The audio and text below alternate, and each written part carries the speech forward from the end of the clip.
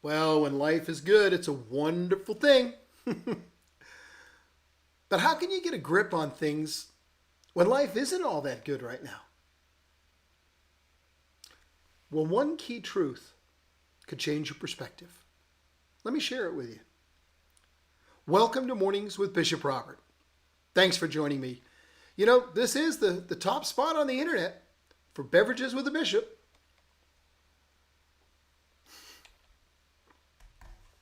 My goal is to introduce people to the Jesus they never knew, then help them get to know him and his word personally and better. So if our time together today speaks to your heart, would you let me invite you to like, subscribe, and also share this with a friend? Well, according to the Urban Dictionary, the phrase, "it's all good in the hood," means that everything's perfect. It's going well in your life or your current situation. If you're having a good day and someone says, "Hey, how you doing?" Well, when you reply, "Yeah, it's all good in the hood," you're telling them that your world is doing well right now. It's like a weather report that says it's sunny and comfortably warm. Kind of gives you that feeling. But here's the problem. Life isn't always sunny and comfortably warm. Sometimes life serves up tsunamis and hurricanes and tornadoes. There are times that our isn't a relaxed sigh. It's It's a scream of anguish. Some of us turn to the scriptures in times like that, looking for solace and strength. And that's when we run smack dab into a verse like Romans 8:28. That verse says, "We know that in all things God works for the good of those who love him, who've been called according to his purpose." You know, it's amazing to me that a verse like this, a verse that really holds such an incredible promise, can just be so difficult and challenging to accept when I'm in the middle of a difficult situation. And yet, that's precisely when I need to hold on to verses like this. Now, of course, the ultimate goal of our faith is the establishment of a saving relationship with Jesus Christ. A faith that doesn't deal with our sin and open a way for eternal relationship with him, that's really of no value. But that's not the only purpose for which Christ saves us. Your faith, if it has any real value, has got to be able to strengthen us and lift us up when life becomes overwhelming. And in all things, God works for the good of those who love him. You know, I just recently finished a conversation with our communion's ecumenical officer about some of the ongoing work of building bridges and relationships. He's doing an amazing job, and one that I can see the hand of God clearly moving in. But there was a point that I had totally missed. And Canon Phil brought it up front and center. He said, "You know, Bishop, if I hadn't had my heart attack 3 years ago, I would be totally entrenched with Bishop X, and I would have missed this opportunity entirely." Did you hear that? If I hadn't had my heart attack 3 years ago, it was God choosing to use a heart attack to move him into a place of protection, where he'd be removed from the net that was being woven around him. It was God. God was working all things, including the heart attack, together for Phil's good. Why? Well, because Phil loves God. Because Phil's been called according to his purpose. You know, if somebody calls you and says, "Last night someone in Atlanta sliced open my brother's abdomen," your initial reaction, quite naturally, is going to be one of horror. But if that person calls you and says, "Wow, last night my brother's appendix burst. They rushed him into surgery and they were able to save his life.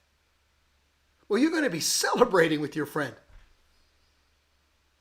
But from the perspective of the impact on the body of his brother, there's really little difference.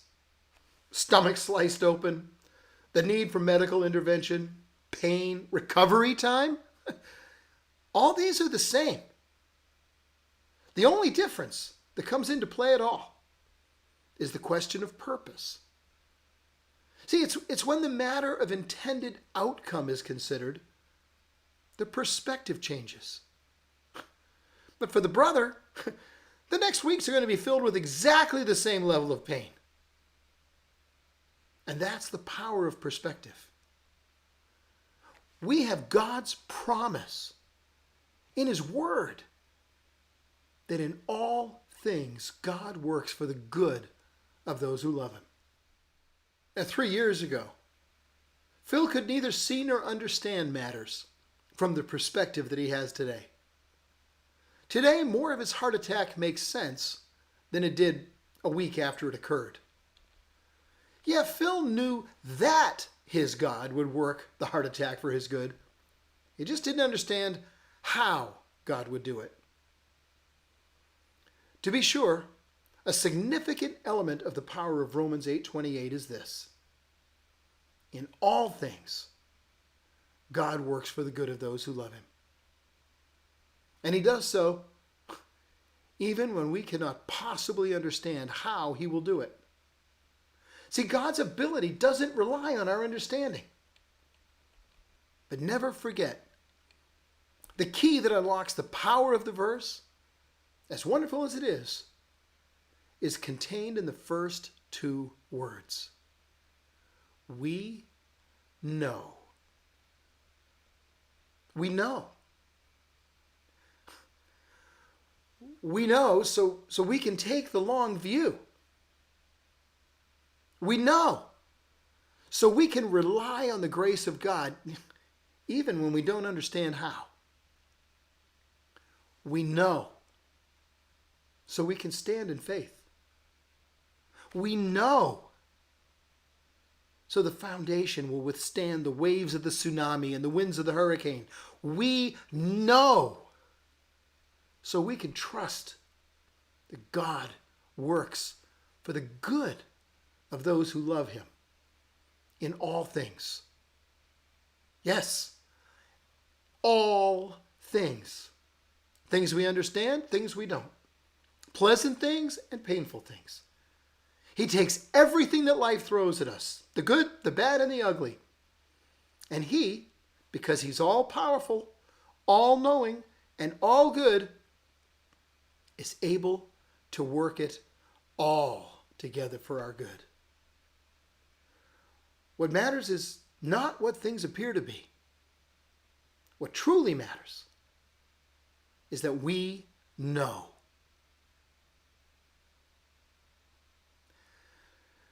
Well, that's all the time we've got this morning. I've pretty much run over again. Before you go, could I please ask you to help me just introduce people to the Jesus they never knew and help them get to know Him and His Word personally and better? Just please like this video. It'll really help more people see it. Click follow or subscribe and then mash that notification button so that you can get notified every morning when I post this video. Hey, also, if you click the link in the description, you'll get a free copy of my book, Count to One, God's Plan for Christian Unity. I'll drop it right in your inbox. One more thing. Would you share this video, this one right here today? Would you share it with a friend, please? Because as you do, that makes you part of the team, touching hearts all over the world with the love of Jesus. Thank you for helping.